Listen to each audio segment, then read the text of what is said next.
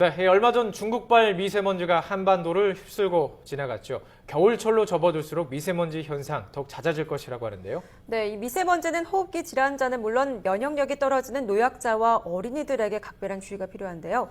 오늘은 미세먼지 등 호흡기에 악영향을 미치는 질환의 예방법에 대해서 관동대학교 가정의학과 오한진 교수와 함께 자세한 이야기 나눠보겠습니다. 안녕하십니까? 안녕하세요. 예, 참 오늘 이제 영화예요. 그러네요. 드디어 이제 겨울 추위가 찾아왔는데 네. 이런 날씨 환자들 더 많이 찾아오죠. 어떤 환자들 많습니까? 그렇죠. 환절기가 되면서 온도와 습도가 떨어지면 예. 가장 먼저 호흡기 질환이 늘어납니다. 네. 그래서 감기나 뭐 폐렴이나 또는 알레르기성 비염 같은 증상이 많이 나타나고요. 또 한 가지는 이 혈압이 올라가게 됩니다. 그렇군요. 따라서 고혈압이나 당뇨병 이런 만성 질환이 있는 분들한테서 이 뇌졸중이나 심근경색 같은 이런 혈관 질환도 늘어날 수 있습니다. 얼마 전 중국발 미세먼지 때문에 호흡기 환자들도 많아졌다고 하던데요. 네. 이 미세먼지 말고도 우리 호흡기에 영향을 주는 것들 어떤 것들이 있습니까? 가장 많은 게 이제 황사 미세먼지로 이제 여러분들이 잘 알고 계시죠. 근데 이 미세먼지가 초미세먼지라고 그래서 예. 지름이 2.5 마이크로미터 이하인 것들이 있습니다. 예. 현재까지 우리나라에서는 미세먼지에 대한 경보가 10 마이크로미터짜리만 하거든요. 네. 그래서 이거보다 더 작은 2.5 마이크로미터가 되는 초미세먼지는 아직 경보가 이루어지지 않고 있습니다. 예. 근데 이 초미세먼지가 바로 우리 몸에 들어오면 예. 뭐 폐렴이나 기관지염은 물론이고 암을 유발할 수 있는 그런 상황을 초래할 수 있습니다. 또 이게- 찬 예. 공기도 마찬가지가 되고요. 또 환기되지 않은 공기 속에 바이러스나 또는 박테리아 같은 세균들도 우리 몸에 문제를 일으킬 수 있습니다. 예, 이렇게 수치로 들으니까 좀 딱 와닿지는 않는데 머리카락의 한 30분의 1 크기. 머리카락이 이거보다 더 한 되는 70 마이크로미터 정도 예. 되거든요. 예. 그러니까 2.5 마이크로미터면 예. 이거를 나누고 나눠야 되는 거죠. 나누고 나눠도 그러니까 정말 예. 눈에 보이지 않는 정도의 초미세먼지인데 네. 호흡기 질환 말고도 다른 곳의 질환도 일으킬 수 있다고요? 그럼요. 예. 우선은 이제 우리가 이 미세먼지가 우리 몸에 닿는 것이 우선 피부입니다. 그래서 네. 피부에도 여러 가지 알레르기성 질환을 유발할 수가 있고요. 또 눈으로도 많이 들어가기 때문에 눈에도 염증을 일으켜서 결막염이라든지 예. 뭐 이런 것들을 유발할 수가 있습니다.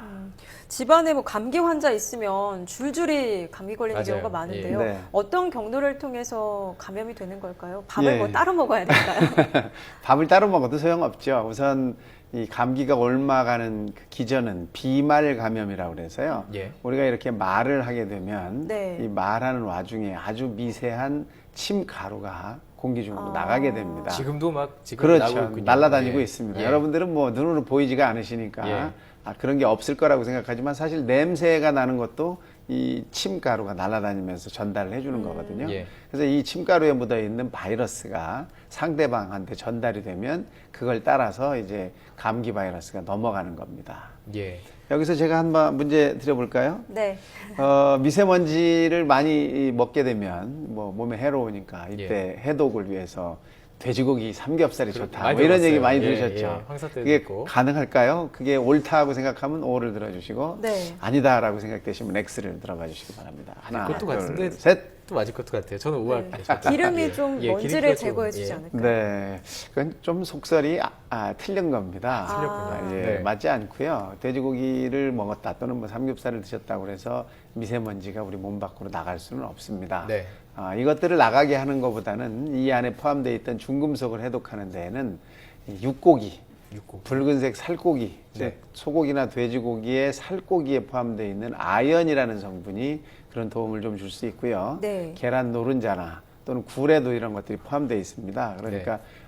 기름진 것보다는 살코기를 드시는 게 조금 더 도움이 되실 수 있습니다. 예. 예. 너무 많이 드시면 또 살찔 수 있으니까 맞습니다. 될것 예. 같고 이제 미세먼지 때문에 요즘에 가전업체도 상당히 변화하고 있어요. 네. 특히 이제 가습기 요즘 많이 사실 텐데 네. 가습기 상당히 좀 걱정되는 부분이 있지 않습니까? 예, 뭐 예. 가습기 청소 문제 때문에 그렇죠. 상당히 이제 예, 문제가 있었죠. 살균제 때문에 예. 그 가습기를 통해서 좀 미세먼지를 줄일 수 있는 건가요? 뭐 미세먼지를 줄이기는 굉장히 어렵고요. 네. 우리가 호흡기 질환이 일어나는 것은 건조하기 때문에 주로 일어납니다. 네. 밖에 온도가 낮아지고 또 습도가 떨어지면 우리 기관지로 쉽게 바이러스가 들어오기가 쉽고요. 네. 또 이 바이러스가 생존하는 데도 아주 도움이 됩니다.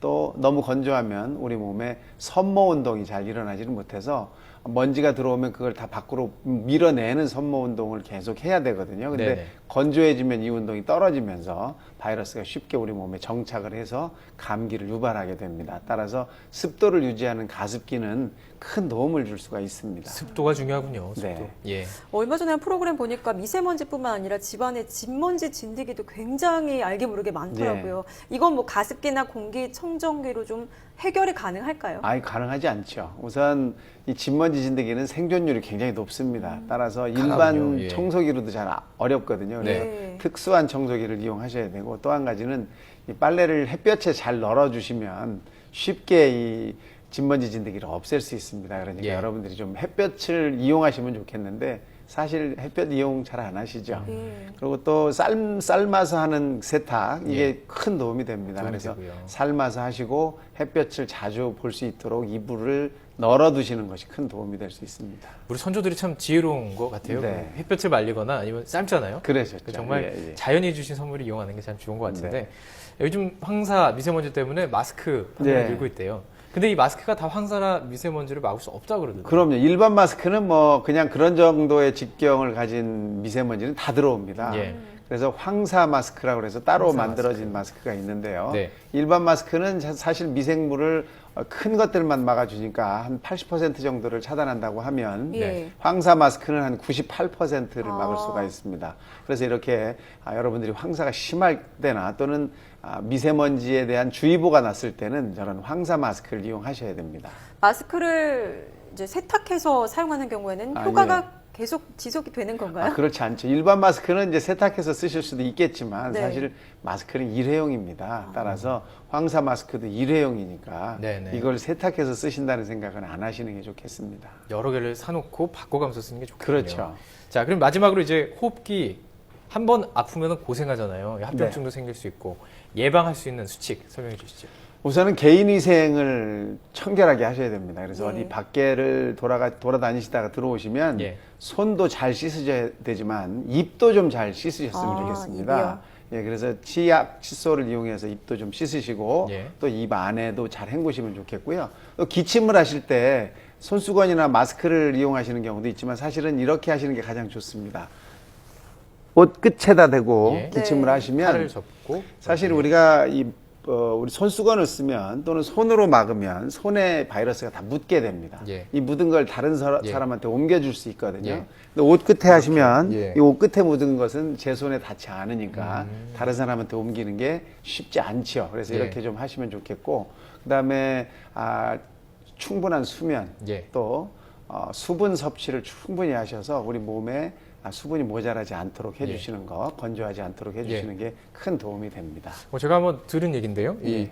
세수를 하고 코 안까지 씻고 나서 코 안에 좀 보습제를 바르면 도움이 되더라 이런 얘기를 들었는데 코 안에 뿌리는 어떨까요? 것들도 있습니다. 미스트 네. 같이 예. 그런 것들을 이용하시는 것도 도움이 되고요. 습도를 조절하시는 것이 굉장히 큰 역할을 합니다. 네, 예. 알겠습니다.